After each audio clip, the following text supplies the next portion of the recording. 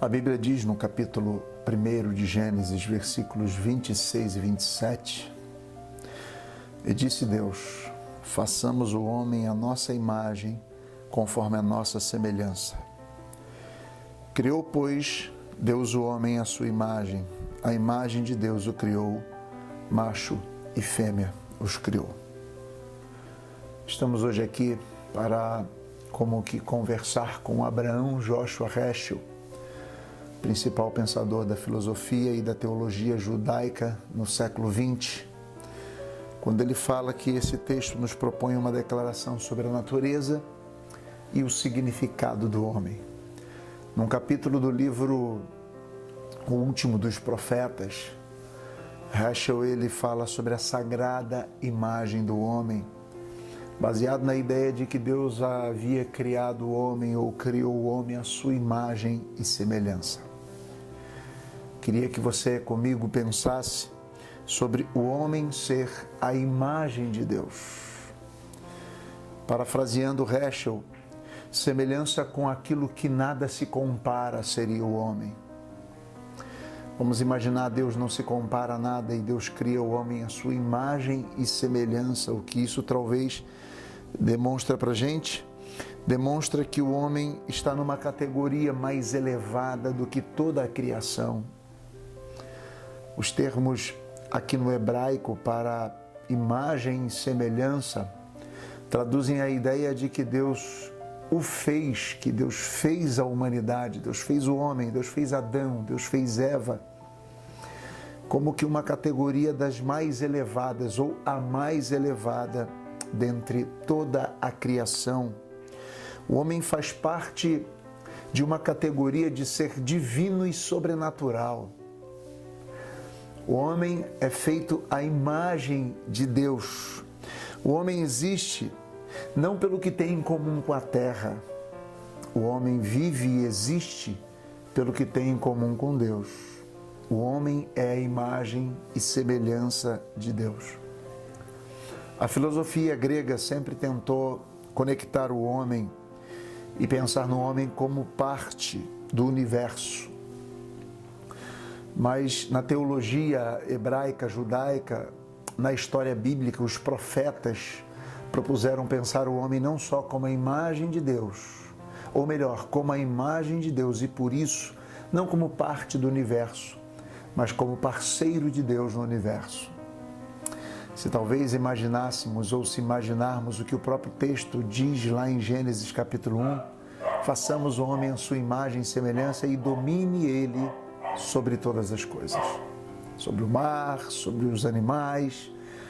E isso é a ideia de que Deus nos chama a sermos parceiros de Deus, cooperadores, como diz o apóstolo Paulo no Novo Testamento, cooperadores de Deus.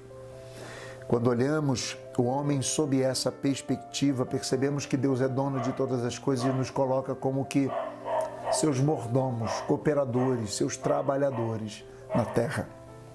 O homem é a imagem de Deus. Uma segunda coisa que eu queria pensar é sobre estar imagem de Deus ou ser imagem de Deus. De acordo com o texto do Gênesis e de acordo com o nosso querido Heschel, o homem não está, a imagem não está no homem, o homem não está como imagem de Deus. O homem é a imagem de Deus. Isso talvez mostre para a gente que a dignidade do homem é inerente ao ser homem. Não tem a ver com o que ele faça ou deixa de fazer. O homem não é menos imagem porque é um homem que fez maldade. O homem não é mais imagem porque o homem é mais justo. O homem não está à imagem porque ele tem condição de ser melhor do que ele é e por ser melhor do que o que ele é, ele se torna. Não, ele é a imagem de Deus. Heschel não prevê isso e não diz isso no seu texto, mas mesmo que essa imagem totalmente maculada pelo pecado, mesmo que essa imagem totalmente destruída ou pelo menos parcialmente pervertida pelo pecado, o homem continua sendo a imagem de Deus. Ele é. Ele não está. É algo inerente à sua existência, aquilo que Deus fez. A Bíblia diz que Deus sopra nas suas narinas o fôlego de vida, fazendo dele essa alma vivente semelhante a Ele.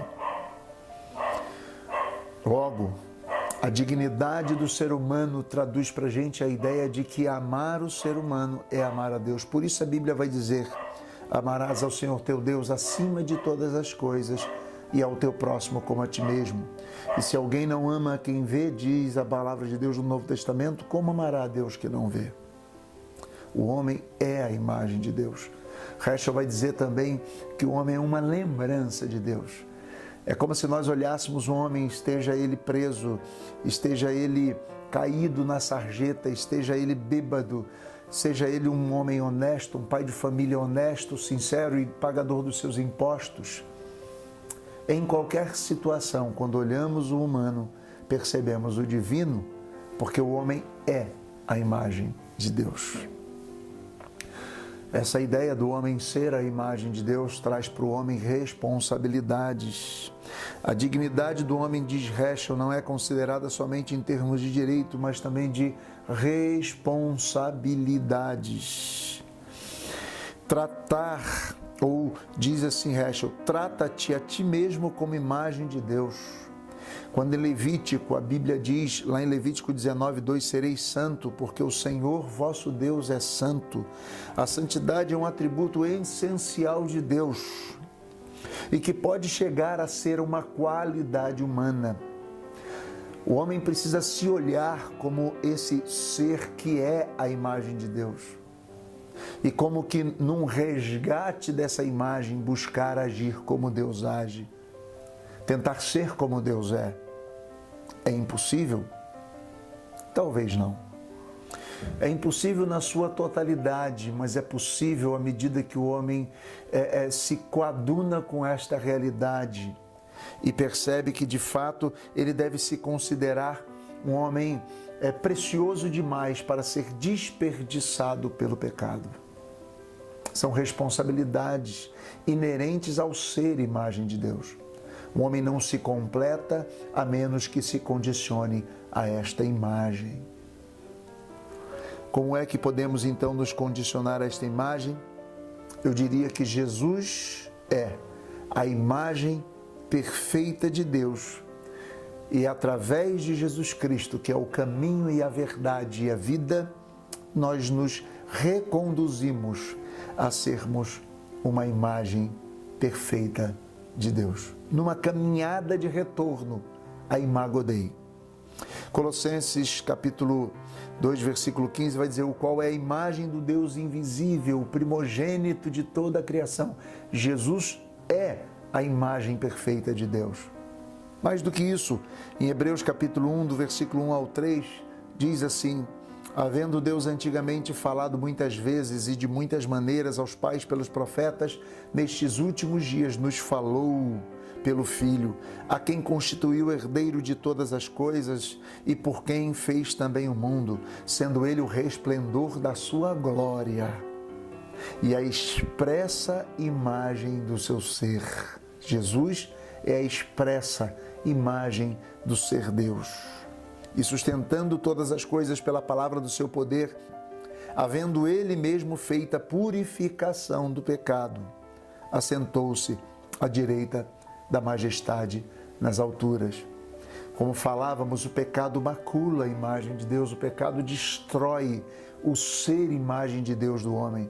Mas em Cristo temos o perdão dos pecados.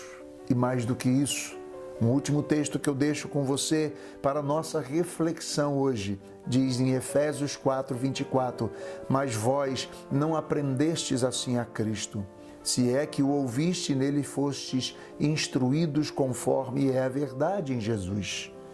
Despojar-vos quanto ao procedimento anterior do velho homem, que se corrompe pela concupiscência do engano, e vos renovar no espírito da vossa mente, e vos revestir do novo homem. Em Cristo podemos nos revestir do novo homem, que segundo Deus foi criado em verdadeira justiça e santidade.